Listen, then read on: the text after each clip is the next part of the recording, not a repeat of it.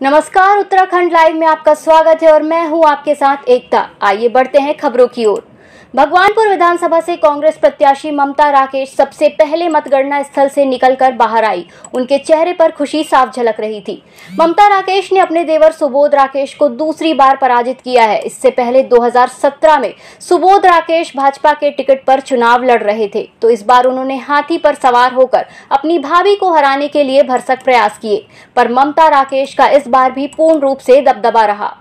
परमपिता परमात्मा का धन्यवाद करना चाहती हूँ अपनी पार्टी के शीर्ष नेताओं का कि कांग्रेस पार्टी के शीर्ष नेताओं ने मुझ पर भरोसा जताया और मुझे तीसरी बार यहाँ से टिकट देने का काम किया। और भगवानपुर की सम्मानित जनता ने भी मुझे उसी तरह से अपना प्यार, आशीर्वाद और सम्मान देने का काम किया है, जिस तरह से पिछले 2 चुनाव में उन्होंने मुझ पर अपना आशीर्वाद बनाए रखा।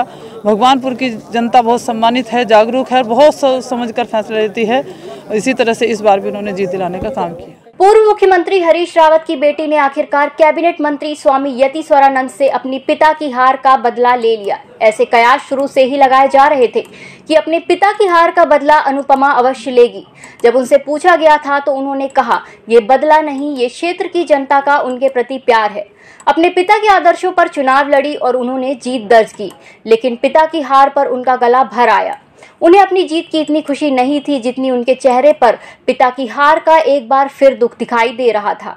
हार जीत लगी रहती है, इलेक्शंस हैं और हम बदलाव चाहते हैं और वहाँ की जनता भी हरिद्वार ग्रामीण की बदलाव चाहती है। और आज उसी का नतीजा है कि हरिद्वार ग्रामीण के देवतुल्य जनता ने, हमारे सभी सम्मानित कार्यकर्ताओं ने मिलकर ये चुनाव को मुझे लड़ाया और आज ये जो जीत मिली है ये सब उसी का परिणाम है। ये तो वही बता सकते हैं। और रही बात, जब इलेक्शन में कोई खड़ा होता है, जीतते भी हैं, हारते भी हैं, कई बातें रहती हैं। मुझे हरिद्वार ग्रामीण का इलेक्शन में लड़ रही थी और मेरा फोकस वहीं था और मेरे लिए ये आज एक बहुत बड़ा दिन है कि मैं या हरिद्वार ग्रामीण से आज जीती हूँ। और अब मेरे लिए उत्तरदायित्व भी है कि कैसे वहाँ जो जन आकांक्षाएँ हैं, जो लोगों की उम्मीद है, जो आशीर्वाद उन्होंने दिया, उसको पूरा करूँ। लाल कुआं उत्तराखंड चुनाव के नतीजे लगातार सामने आ रहे हैं और कांग्रेस के लिए बेहद चिंताजनक खबर ये आई है कि पूर्व सीएम हरीश रावत इस बार भी चुनाव हार गए। हरीश रावत इस बार लाल कुआं सीट से चुनाव मैदान में उतारे गए थे, जहां उनका विरोध भी कांग्रेस पार्टी के कार्यकर्ताओं ने किया था। कांग्रेस से टिकट पाने की आस लगाए बैठी संध्या डालाकोटी ने पार्टी के खिलाफ बगावत भी कर दी थी। बहरहाल अब चुनाव के नतीजे सामने आए हैं और हरीश रावत को बीजेपी के मोहन सिंह बिष्ट ने हरा दिया है। जहाँ तक उनको हराने की बात है, अभी तो पूर्व मुख्यमंत्री थे, पिछली बार वो मुख्यमंत्री थे, तब जो 2 जगह से हार गए थे और ये अब उनकी आदत बन चुका है, उनको जो है इस चीज़ की आदत हो चुकी है। तो लिहाजा मैं उनसे कहना चाहता हूँ, जब तक वो गलत तरीके अपनाकर चुनाव लड़ेंगे, किसी क्षेत्र में बिना लोगों की सेवा किए वो ये हथकंडे अपनाकर चुनाव लड़ने का प्रयास करेंगे, तब तक उनकी हार होगी। मैं उनको सलाह देता हूँ, किसी क्षेत्र में जाकर सेवा करें, लोगों के दिल में अपनी जगह बनाएं, उनको जीत के लिए फिर संघर्ष नहीं करना पड़ेगा, लोग अपने आप उन्हें जिता देंगे। नैनीताल की 58 नैनीताल विधानसभा चुनाव में भाजपा प्रत्याशी सरिता आर्य ने कांग्रेस प्रत्याशी संजीव आर्य को हराकर नैनीताल विधानसभा सीट पर कब्जा कर लिया। भाजपा प्रत्याशी सरिता आर्य मतगणना से पहले मां नैना देवी मंदिर में मैया का आशीर्वाद लेने गई। आपको बता दें कि जब कांग्रेस से भाजपा का दामन थामा तो गोलजीव मंदिर में जाकर भाजपा के लिए दुआएं मांगी। भाजपा ने सरिता आर्या को टिकट भी दे दिया, जिस पर भाजपा सरिता आर्या को 31,443 वोट, जबकि कांग्रेस प्रत्याशी संजीव आर्य को 23,525 वोट मिले हैं। दोनों के बीच 7,918 मतों से जीत दर्ज की।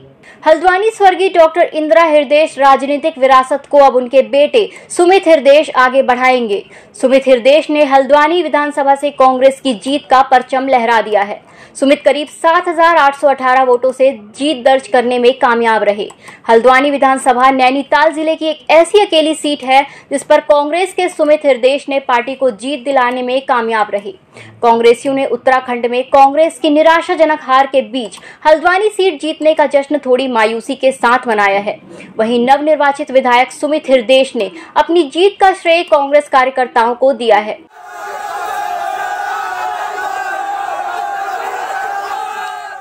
और कांग्रेस का जो संघर्ष की सीमा है वो ही बड़ी है, लेकिन कांग्रेस के जो हौसले हैं वो नहीं खत्म हुए।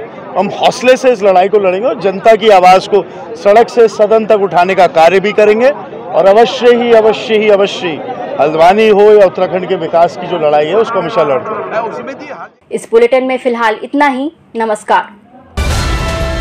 EMS टीवी के YouTube चैनल को सब्सक्राइब करें और बेल आइकन दबाएं। साथ ही EMS न्यूज ऐप डाउनलोड करें।